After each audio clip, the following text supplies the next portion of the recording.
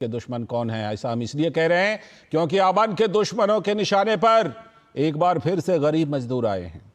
जम्मू कश्मीर में तरक्की की रफ्तार तेज करने वाले श्रमजीवियों पर आतंकी निशाना, मानवता को कलंकित करने वाली घटना है।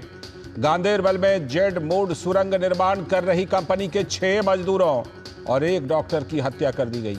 इसमें टीआरपीएफ तंजीम है, उसका नाम आ रहा है, जो लश्कर तैयबा की यह तंजीम है। भोले भाले लोगों को निशाना बनाकर अमन की फिजा में जहर घोलने का कुकृत्य एक बार फिर से किया है। डॉक्टर शाहनवाज, फहीम नजीर, कलीम, मोहम्मद हनीफ, शशि, अनिल शुक्ल, गुरमीत सिंह, आखिर किस जिहाद के भेंट चढ़ गए ये? आखिर ये कौन सा जिहाद है कि दूर दराज के इलाके से आए मजदूर अपनी रोटी कमाने के साथ वादी में तरक्की के दिए जला रहे हैं और बदले में उन्हें जिहाद का खौफनाक चेहरा दिखाया जाता है। उमर अब्दुल्ला की जो ये सरकार है, नई सरकार, उसमें ये तीसरा हमला है। तो केंद्रीय गृह मंत्री अमित शाह ने कहा कि नागरिकों पर आतंकी हमला कायरतापूर्ण घृणित कार्य है, इसमें शामिल लोगों को बख्शा नहीं जाएगा। तो कश्मीर से लेकर कन्याकुमारी तक हम जानते हैं किस तरह प्रवासी मजदूर अपने श्रम के दम पर ईमानदारी से कमाने वाले लोग हैं, फिर आतंकी हमले का निशाना क्यों बनते हैं?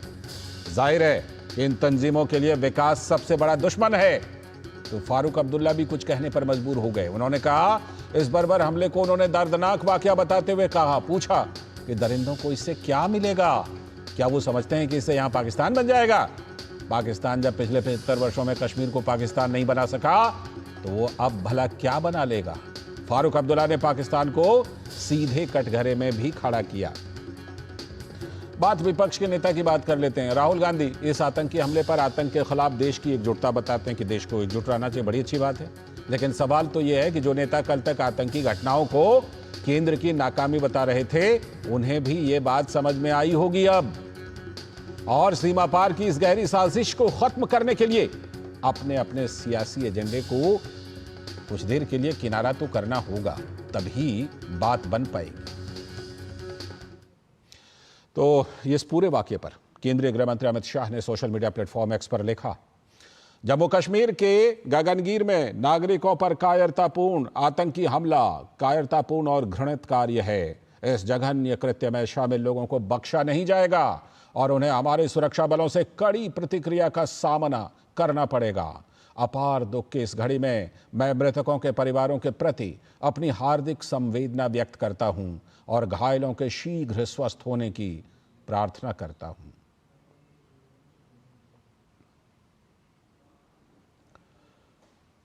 तो केंद्रीय गृह मंत्री ने यह प्रतिक्रिया दी है और जैसा हमने आपको बताया, नेशनल कॉन्फ्रेंस के अध्यक्ष फारूक अब्दुल्ला ने भी इस हमले को दुर्भाग्यपूर्ण बताया है। देखिए, ये बहुत ही दर्दनाक वाक़ा है। कई गरीब मजदूर जो अपनी कमाई के लिए यहाँ आते हैं और फिर ख़ानदान के लिए भी कुछ पैसा भेजते हैं, उन बेचारों को इन दरिंदों ने कल शहीद कर दिया। अब बताइए मुझे, इन दरिंदों को मिलेगा क्या? जायज़ सवाल पूछ रहे हैं फारूक अब्दुल्ला, लेकिन यही सवाल लगातार पूछा जाना चाहिए। आज सरकार गठन के बाद नहीं, बल्कि लगातार यही सवाल पूछा जाना चाहिए। आज इसी पर चर्चा करने के लिए हमारे साथ हमारे संवाददाता शब्बीर डार फोन लाइन पर जुड़ रहे हैं जम्मू कश्मीर से, और साथ में स्टूडियो में हमारे साथ हमारे सलाहकार संपादक विनोद मिश्र जी भी जुड़े हुए हैं, उनसे भी चर्चा करेंगे। लेकिन पहले जरा शब्बीर से हम अपडेट ले लेते हैं। शब्बीर, इस घटना के बाद एनआईए इसकी जांच करेगी, इस समय ग्राउंड जीरो से क्या खबर आपको मिल रही है शब्बीर? और क्या जो कोई ऐसी तंजीम है जिसने इसके बारे में कोई क्लेम किया है कि हाँ, इस ये कायरता उस तंजीम ने दिखाई है? जी बिल्कुल, ये एक दुखित घटना है जो गांदरबल में कल शाम घटी है। तो इसमें जैसे पहले बता रहे हैं कि एनआईए ने जो है जांच करेगी और जम्मू कश्मीर के पूरा जो सिक्योरिटी अमला है, चाहे वो पुलिस, जेल के पुलिस हो, आर्मी हो या सीआरपी हो, वो सारे जो एजेंसीज हैं मुतहरिक हैं कि जो टेररिस्ट लोग, जिन लोगों ने इस घटना को अंजाम दिया है, उनको तुरंत कार्रवाई करके उनको जो है कानून के दायरे में लाया जाए। और जैसा है कि पूरा जो जम्मू कश्मीर का एडमिनिस्ट्रेशन है, चाहे वो चीफ मिनिस्टर हो, लेफ्टिनेंट गवर्नर हो या होम मिनिस्टर हो, उन्होंने यही कहा कि इस घटना के पीछे जो भी हाथ होंगे, जो भी लोग होंगे, उनको बख्शा नहीं जाएगा। और वही यहाँ पे इस वक्त कश्मीर में भी यही माहौल है। लोग भी इसको, हर सोसाइटी के लोग जो हैं across all section of society इसको कंडम कर रहे हैं और ये कह रहे हैं कि ये जो मजदूर लोग बाहर से यहाँ पे काम करने के लिए आ रहे हैं, इनको टारगेट करने से उन टेररिस्ट ऑर्गेनाइजेशन या उन लोगों को क्या हासिल हो रहा है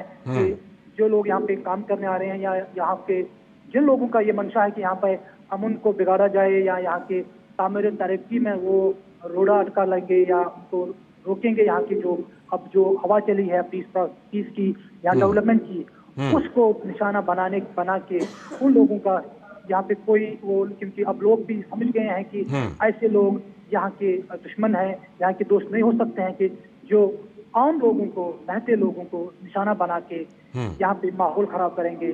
तो हर सतह से, चाहे वो आम लोग हैं, नेता लोग हैं या जो भी लोग हैं, इस कार्रवाई को कंडम कर रहे हैं और यही चाहते हैं कि सरकार से भी, सिक्योरिटी एजेंसी से। लौटता हूँ आपके पास शबीर, लौटता हूँ आपके पास। हमारे साथ विनोद मिश्र जी भी, हमारे सलाहकार संपादक यहीं स्टूडियो में जुड़े हुए हैं। विनोद जी, ये जमहूरियत से हारे हुए लोग, जिनको जम्मू कश्मीर की जनता ने जमहूरियत में मुंहतोड़ जवाब दिया, करारा जवाब दिया, ये हारे हुए कायर, जब ये इनमें इतना दम नहीं है कि ये सामने से आकर के लड़ पाएं, तो ये मजदूरों, निरीह मजदूरों की हत्या करने पर तुलाए हैं।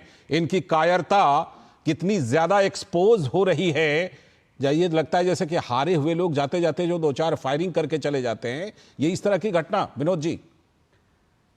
लाल जी, बहुत ही दुखद घटना है ये। और जो आप जमहूरियत की बात कर रहे थे, अभी तो जमहूरियत के जश्न का लोगों ने कश्मीर में जिस तरह से मनाया है, और उस जश्न के बाद उमर अब्दुल्ला की सरकार के तो मुश्किल से 1 हफ्ते भी नहीं पूरे हुए हैं, और उस हफ्ते में आप ये देखिए कि ये 3 घटना है, आतंकी घटना, और इस तीनों घटना में आप देखें कि सीधे सीधे निशाना मजदूरों का है पर है। वो निशाना उस निहत्थे, उस भोले भाले मजदूर पे है। उसका मैसेज क्या है? और ये जो अमन की जो फिजा वहाँ बनी है, लोगों का जो ये फैसला है, जिसको जनादेश से हम लोग 1.5 महीने से जमहूरियत के जश्न को हम लोग दिखा रहे थे, उसमें अचानक इस हमले का क्या मतलब होता है? तो सीधे सीधे इस चीज़ को देखने की, समझने की ज़रूरत है कि ये सवाल तो पूछा जाना चाहिए कि ये कौन सा जिहाद है भाई, जिस जिहाद के इस गोली से डॉक्टर शहनवाज को भी मारा जाता है, उसी गोली से फहीम का भी, वो मजदूर की मौत होती है, उसी से शशि की भी मौत होती है, शुक्ला की भी मौत होती है। तो फिर ये कौन सा जिहाद है भाई, जो इस निहत्थे, बेकसूर, बेगुनाह और एक तरह से जो ईमानदार लोग हैं, जो वहाँ की एक प्रगति में अपना एक बड़ा कंट्रीब्यूशन देते हैं, रात दिन घर परिवार से दूर रह के उस कैंप में बैठ के, और जम्मू कश्मीर की एक रोशनी जो तरक्की क्या है उसको जलाने के लिए प्रतिबद्ध लोगों का हमलावर कौन है? ये हमलावर कौन है, ये बात कहने के लिए जो साहस होनी चाहिए, जो अपोजिशन में जो बात आप कह रहे थे अपनी रिपोर्ट में जी, कि आप ये अभी जब पाकिस्तान की बात तो कर रहे थे फारूक अब्दुल्ला साहब, तो ये फारूक अब्दुल्ला साहब पूरे चुनाव के दौर में जिस तरह से पाकिस्तान की पैरवी कर रहे थे, बातचीत की पैरवी कर रहे थे, तो अब सवाल ये है कि इस बात को तो समझिए बिल्कुल कि एक छोटा सा तंजीम टीआरएफ क्या है वहां आज की स्थिति ये है कि जो सेना ने वहां लगभग सारे कमांडर्स जितने भी मिलिटेंट आउटफिट के थे सबको समूल नष्ट कर दिया है। जितने उसके जो फंडिंग के सोर्सेस थे सबको सेना ने लगभग, और यहाँ की एजेंसियों ने खत्म कर दिया है। तो फिर ये घटना कहां से हो रही है? तो जाहिर सी बात है कि ये हाइब्रिड मिलिटेंट को पैदा किया गया है। पार से, सरहद पार से जो लश्कर तैयबा का ये टीआरएफ एक आउटसोर्स है जो उसको एक पैदा किया है वहां पे। तो ये हाइब्रिड ये है कि उसमें वो कुछ पैसे देके, उनको कुछ छोटी सी ट्रेनिंग देके कहीं कैंप पे हमला करा दिया, कहीं पे कुछ हमला करा दिया। तो इस साजिश को समझने की जरूरत है और इस साजिश को नाकाम बनाने की जरूरत है कि आखिर वो कौन लोग हैं जो रात में एक मेस में खाते हुए मजदूरों पे हमला करके और भाग जाते हैं। बिल्कुल वो समाज, अभी गांदरबल में 80% पोलिंग हुई है, वहां उमर अब्दुल्ला चुनाव जीत के आए हैं। सारे सेपरेटिस्ट के लीडर के साथ साथ कई जमाते के जो लोग थे वो भी जमानत चुनाव में जब्त हो शामिल गई। हुए थे, लेकिन लोगों ने आईना दिखाया है सबको। जो जमहूरियत जिंदाबाद है, ठीक है। वहां इस आतंकवाद और इस आतंकी घटनाओं का जी। जो मुझे लगता है कि आने वाले समय में लोग जब इसके खिलाफ उठेंगे तो जाहिर सी बात है कि अमन के फिजा को बिगाड़ने की बिल्कुल, हिम्मत इस बिल्कुल। छुटभैया आतंकी को कम से कम नहीं होगी। बिल्कुल। और जब ओरिजिनल वाले नहीं टिके तो ये हाइब्रिड खैर क्या टिकेंगे। वोट से चोट तो जनता दे ही चुकी है। शब्बीर, जिस तरह की ये घटना घटी है उसके बाद एनआईए ने जांच को संभाल लिया है। इस समय जांच को लेकर क्या कुछ चल रहा है आपके पास, इसके बारे में क्या जानकारी शब्बीर? देखिए, अभी जो इनिशियल रिपोर्ट है वहीं भी एरिया को कॉलोन किया गया है। वहाँ पूरे जो इलाका है वहाँ पे तलाशी कार्रवाई भी जारी है, क्योंकि जो लोग वहाँ आए हैं उन्होंने जो वहाँ पे अटैक किया है वो वहाँ से कहाँ गए हैं। अभी सिक्योरिटी एजेंसी जो है उस बिल को भी देख रहे हैं कि कहीं वहाँ किसी और का हाथ तो नहीं है। तो वहाँ पे पूरे एरिया में भी सारे इलाके में कार्रवाई जारी है, तलाशी जारी है कि ताकि जो लोग आ गए हैं वो कहाँ गए हैं, उनको पकड़ने का जो इनिशियल प्रोसेस है वो भी ऑन है, अभी वो चल रहा है। तो अब जो लास्ट पिक्चर है, एनआईए भी इसमें कूद पड़ी है। एनआईए भी उसका जो इसके तह तक जाएगी कि क्या मंशा रही है उन लोगों की, क्यों ऐसे लोगों को टारगेट किया गया। जी। और उस दिन जब अभी एक हफ्ता भी नहीं हुआ सरकार को, जैसा अभी हम जमहूरियत की बात कर रहे थे, जमहूरियत की जश्न में आज के दिन में भी यहाँ पे जो एमएलएज हैं, जो भी चुने हुए एमएलएज हैं, वो शपथ ले रहे हैं। तो जम्मू कश्मीर भी उसी जश्न में है। तो ठीक है। जो लोग इस माहौल के जिनको ये रास नहीं आ रहा है, जो ठीक है, मुखालिफ है, वो चाहते हैं कि यहाँ पे ऐसा। बिल्कुल। शब्बीर बने रहिएगा हमारे साथ। विनोद जी, ये उल्टी खोपड़ी वाले जो प्रायः तर्क देते हैं, हालांकि समझ उल्टी है, खोपड़ी उल्टी है कि जिहाद से जन्नत मिलेगी। मुझे तो लगता है इस तरह का अगर जिहाद होता है तो जन्नत क्या, इसमें ऐसा दोजख मिलेगा इन लोगों को जिसमें इस तरह के निरीह मजदूरों पर इस तरह कायर वाले हमले। कहीं अगर दम हो तो सामने से सेना के सामने आकर के लड़ाई करे, वो दम तो कहीं दिखाई नहीं पड़ता। और इस तरह के हमले करके इनको जिहाद से जन्नत मिलेगी या फिर दोजख मिलेगी? लाल जी, जब आप ये देखें, आप ये कह सकते हैं कि 2019 के बाद ये सबसे बड़ी घटना है आतंकी घटना में, जिसमें एक सॉफ्ट टारगेट में मजदूरों पे इस तरह के हमले हुए हैं।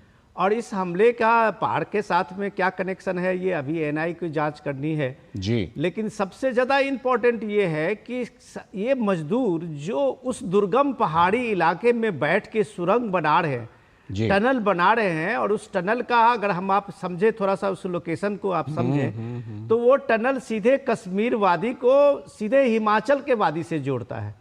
अब आप सोचिए कि उसके एक टनल बनने से जो वहां का डेवलपमेंट है, वहां की जो इकोनॉमिक प्रोग्रेस है, वो कितना गंदरबल से इलाके से लेके और आसपास के वो सारे इलाकों का किस तरह से एक स्पीड अप फायदा होगा, काफी फायदा। और वो सीधा निशाना अगर ये डेवलपमेंट पे है, सीधा निशाना वहां जो अमन की फिजा बनी है उस पे है, तो जाहिर सी बात है एक चुनौती तो वहां की सरकार के सामने में अभी जरूर है। लेकिन इससे भी बड़ा सवाल है कि जब राहुल गांधी आज जो उन्होंने बात कही, और बहुत अच्छी बात कही, कि पूरा देश जो है इस आतंकवाद के खिलाफ एकजुटता दिखाएगा। तो फारूक अब्दुल्ला भी कर रहे हैं, वही मैंने कहा कि लगातार ये बात होनी चाहिए। ये अच्छी बात है। हाँ। लेकिन ये राहुल गांधी जब आप इलेक्शन कैंपेनिंग में जाते हैं और वहां बाहरी का मुद्दा उठाते हैं, वहां लोकल का मुद्दा उठाते हैं, ऐसे तो तत्वों फिर को खाद पानी ऐसे मिलता चीजों है। से नेताओं को भी बचना होगा, बिल्कुल। जो इन तरह के चीजों को भी व्याख्या करेंगे और इस चीज को सामने में लाएंगे। आतंकवाद मानवता के प्रति दुश्मन है, बिल्कुल। मानवता इंसानियत के खिलाफ दुश्मन है, जिसके शिकार अगर डॉक्टर शहनवाज हुए हैं तो यूपी का वो शुक्ला मजदूर भी हुआ है, बिल्कुल। वो फहीम भी हुआ है, तो बिहार का वो शशि मजदूर भी हुआ है। इस चीज को जितनी जल्दी समझ ले उतना अच्छा है। बिल्कुल। और वो ये समझ जो है ना, ये सीजनल नहीं होनी चाहिए कि सरकार बन गई, चुनाव हो गया, उसके बाद ये समझ रख रहे हैं। ये समझ हमेशा रखनी चाहिए, चाहे सरकार में रहें, विपक्ष में रहें, चुनाव हो रहा हो नहीं हो रहा हो।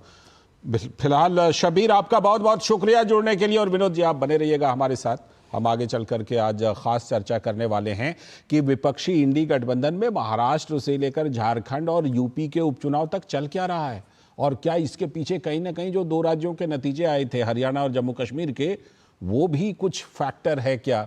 इस पर तमाम अपने खास मेहमानों से खास चर्चा करेंगे कि टेंशन है कहाँ, टेंशन की जड़ कहाँ पर, इस पर खास चर्चा करेंगे। फिलहाल वक्त एक छोटे से ब्रेक का।